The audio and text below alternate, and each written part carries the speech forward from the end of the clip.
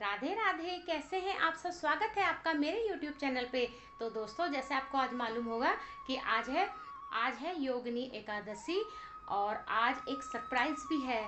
और आज बहुत अच्छा दिन है, मेरे दोनों चीज़ इकट्ठे आ गई हैं, एकादशी भी और सरप्राइज है वो भी। तो वो सरप्राइज मैं दिखाऊंगी। और उससे पहले मैंने सुबह भगवान जी को नहलाया, फिर पूजा पाठ करी, फिर उसके बाद बहुत काम किए घर के। तो थोड़ा थोड़ा क्लिप में मैं आपको दिखाती रहूँगी।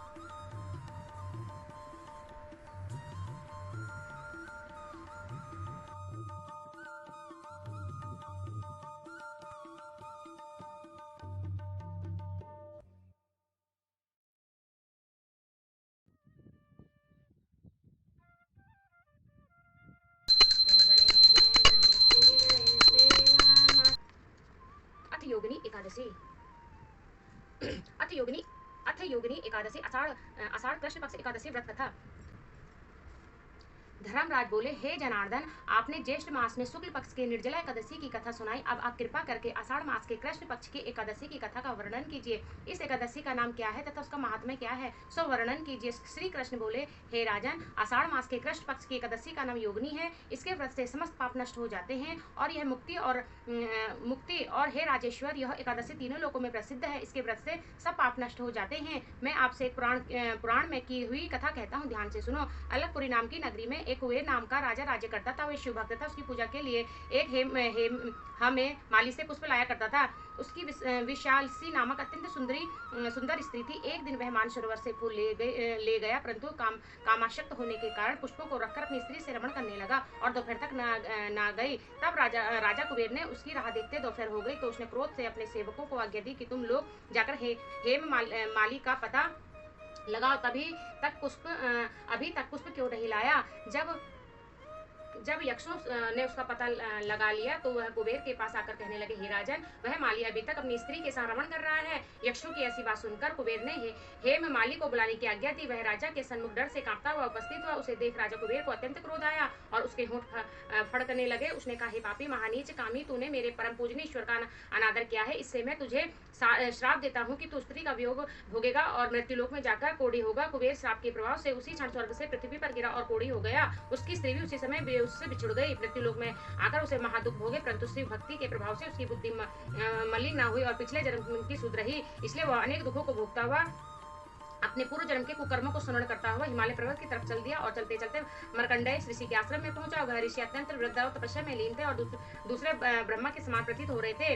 उसका आश्रम ब्रह्मा की सभा के समान शोभ्यमान हो रहा था। उनको देखकर हेम माली वहां गया और उनको प्रणाम करके चरणों में गिर पड़ा। उसको देखकर मार्कंडेय ऋषि बोले कि तूने कौन से खोटे कर्म किए हैं जिससे तू कोढ़ी हुआ है और महान दुख भोग रहा है। इस पर हे माली बोला, हे मुनि, मैं यक्ष राजकुबेर का सेवक था। मेरे नाम हे माली है। मैं राजा की पूजा के लिए नित्य प्रति फूल लाया करता था। एक दिन अपनी स्त्री के साथ विहार करते करते देर हो गई और दोपहर तक फूल न पहुंचा, तो राजा ने मुझे श्राप दिया है कि तू अपनी स्त्री का वियोग भोग और मृत्युलोक में जाकर कोढ़ी बन तथा दुख भोग। इसलिए मैं कोढ़ी हो गया हूँ और महान दुख भोग रहा हूँ। अतः आप कोई ऐसा उपाय बताओ जिससे मेरी मुक्ति हो। इस पर ऋषि बोले, हे भाई, तूने मेरे सन्मुख सत्य वचन कहा है, इसलिए मैं तेरे उद्धार के लिए एक व्रत बतलाता हूँ। यदि तू आषाढ़ मास के कृष्ण पक्ष की योगिनी नामक एकादशी की विधि पूर्वक व्रत करे तो तेरे समस्त पाप नष्ट हो जाएंगे। और इस पर हेम माली बहुत प्रसन्न हुआ और मुनि के वचन के अनुसार योगिनी एकादशी का विधि पूर्वक व्रत किया। इसके प्रभाव से वह फिर अपने पुराने रूप में आ गया और अपनी स्त्री के साथ विहार करने लगा। हे राजन, इस योगिनी एकादशी की कथा का फल 88 सहस्त्र ब्राह्मणों को भोजन कराने के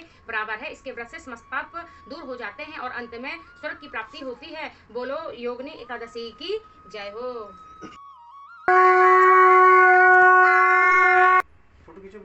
बोलो विष्णु भगवान की जय, वीर भगवान की जय, बोलो बृहस्पति देव भगवान की जय, हर हर महादेव की जय, बोलो योगिनी एकादशी की जय हो। शाम के टाइम की आरती मेरी हो चुकी है।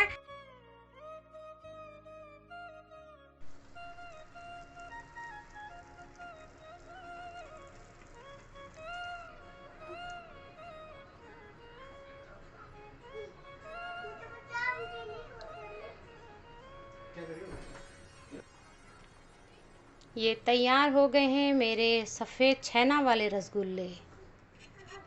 हेलो दोस्तों, देखो मैंने होममेड केक बनाया है अपने हाथों से, तो ज़रूर बताना आपको कैसा लगा, क्योंकि जल्दबाजी में बना है और आज मेरा फास्ट भी है और आज सरप्राइज़, ये सरप्राइज़ मैं बाद में बताऊंगी। और देखिए ये बनाए हैं मैंने छेना के रसगुल्ले अपने हाथों से।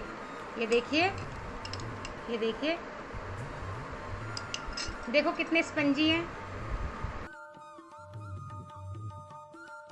आज 24 जून है और आज ही के दिन मेरी रिंग सेरेमनी हुई थी। तो मैं हमेशा 24 जून को अपना यह छोटा सा खुशी सेलिब्रेट करती हूँ।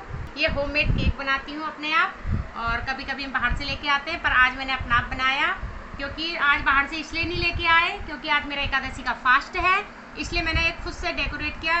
सिर्फ ये बाहर का है और ये मेरा अपने हाथ से बनाया हुआ है।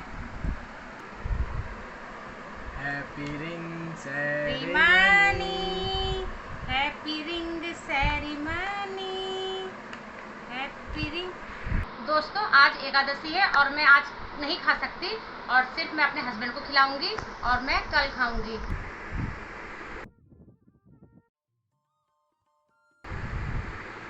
और ये देखिए ये होममेड है और मैंने अपने हाथों से बनाए हैं, और ये भी पहला अपने पति के लिए बनाए हैं, अपने बेटे के लिए बनाए हैं।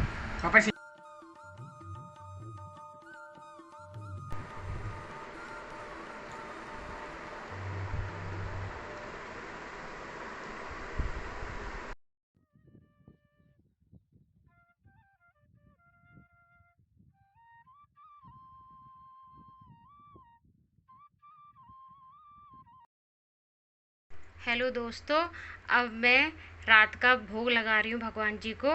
मैंने बनाया है हलवा। दोस्तों ये बादाम है और ये भोग लगा रही हूँ, और इसमें तुलसी दल रखी हुई है। विष्णु भगवान जी को बिना तुलसी दल के कोई भी भोग स्वीकार नहीं होता, क्योंकि जिसमें तुलसी नहीं होती उनको वो स्वीकार नहीं होता।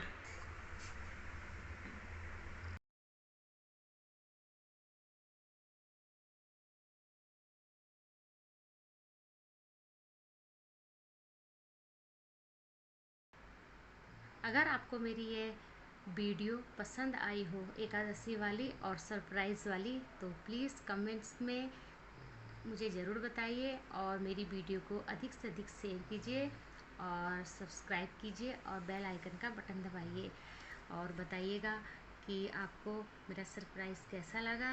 और मैं अपनी छोटी छोटी खुशियाँ इसी तरह अपने परिवार के साथ सेलिब्रेट करती हूँ। और इसी के साथ राधे राधे, बाय बाय।